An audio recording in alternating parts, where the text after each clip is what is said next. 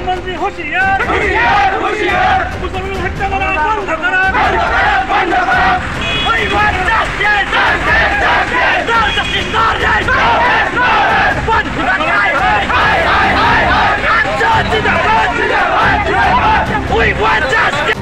Hey! Hey! Hey! Hey! Hey! Hey! हम सरकार hey! Hey! Hey! Hey! Hey! Hey! प्रधानमंत्री হুঁশিয়ার হুঁশিয়ার হুঁশিয়ার প্রধানমন্ত্রী হুঁশিয়ার হুঁশিয়ার হুঁশিয়ার মুসলমান হত্যা করা বন্ধ করা মুসলমান হত্যা করা বন্ধ করা हम सरकार hey! Hey! हम सरकार मुर्दाबाद प्रधानमंत्री হুঁশিয়ার হুঁশিয়ার हम सरकार वही बोल दिया क्या करा वही बोल दिया क्या करा बंद करो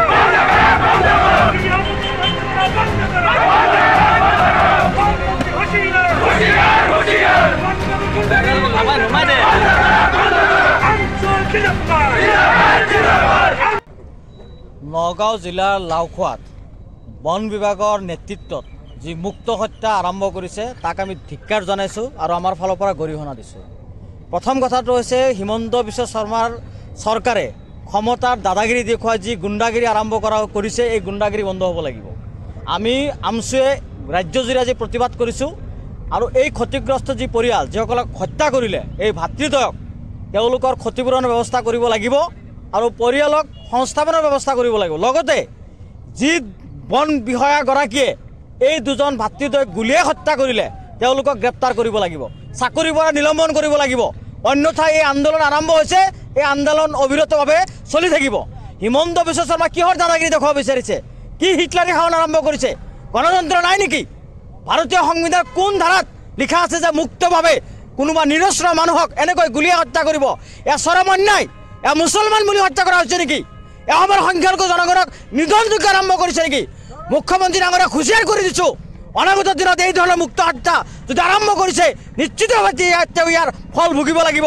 আৰু তেওঁ কথাই কথাই হিন্দু মুছলমানৰ কথা কয়, কথাই কথাই কয় সাম্প্ৰদায়িকতাৰ কথা কয় আমাৰ এই অসমৰ ঐক্য সংহতি বিনষ্ট কৰিব বিচাৰিছে। আপোনালোকৰ জৰিয়তে মুখ্যমন্ত্ৰী ডাঙৰীয়াক সকীয়াই দিব বিচাৰিছোঁ আৰু অনাগত দিনত সংখ্যালঘু জনগণৰ ওপৰত যদি পুনৰ অত্যাচাৰ আৰম্ভ কৰে নিশ্চিতভাৱে আমছুৱে তাৰ যোগ্য প্ৰত্যুত্তৰ দিব আৰু তাৰ কাৰণে হিমন্ত বিশ্ব বাহিনীয়ে সাজু হৈ থাকক। ক্ষতিপূৰণটো দিবই লাগে।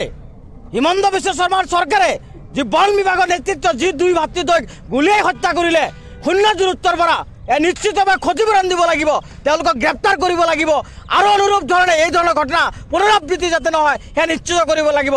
নহ'লে আমছুৱে হাত সাবটি বহি নাথাকে। হিমন্ত চৰকাৰৰ বিৰুদ্ধে জংগী আন্দোলন প্ৰয়োজন হ'লে গঢ়ি তুলিব লাগিব। তাৰ কাৰণে আমি সংখ্যালঘু ৰাইজ দল সংগঠন সদায় সাজু হৈ আছোঁ। সম্পূৰ্ণ গণতান্ত্ৰিক পদ্ধতিত এই আন্দোলন কৰা হ'ব।